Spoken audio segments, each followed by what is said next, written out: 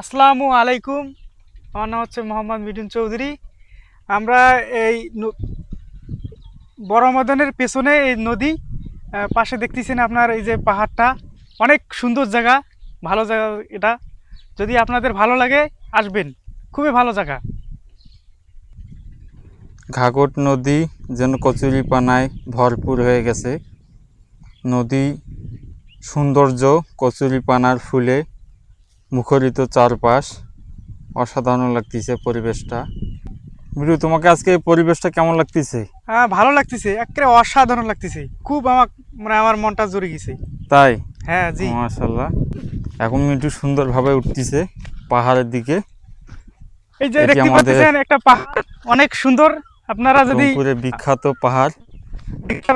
মিঠু পাহাড় এর নাম ডেডিং এর পার্ক রেখেছে। ডেডিং এর পার, এই যে আমরা দেখেন, নাম আমি নামতেছি এখানে, এটা পাহাড়ের নামতেছি ডেডিং এর পার।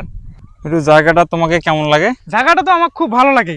তাই? আমাকে আসতে মানে আমি তো সবসময় আসতে চাই এখানে।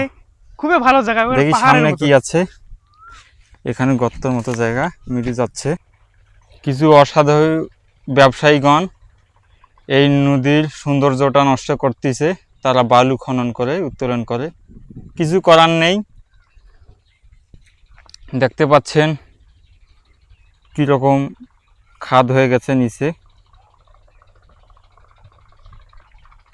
আল্লাহ তাআলার প্রকৃতি যে এতটা সুন্দর হয়, আসলে বাইরে না ঘুরলে আসলে বোঝা যায় না। দেখতে পাচ্ছেন গরু কত নিচে তারা কচুরিপানা খাচ্ছে। আসলে এই জায়গাটি অনেক খাদ করে ফেলেছে। এর আগে অনেক এই জায়গাটি উঁচু ছিল এবং আমরা এর নাম দিয়েছি ডেডিং এর পার। ডেডিং এর পার্ক। মিঠু দিয়েছে। জায়গাটি কেমন লাগে অবশ্যই আপনারা কমেন্ট সেকশনে জানাবেন। আর বেশি বেশি করে আপনারা প্রকৃতির মাঝে ঘুরবেন। দেখতে পাচ্ছেন কলা, সুন্দর কলা। ওরে আল্লাহ, সুবহানাল্লাহ। ভাইটের গাছে ছেয়ে গেছে চারিদিক।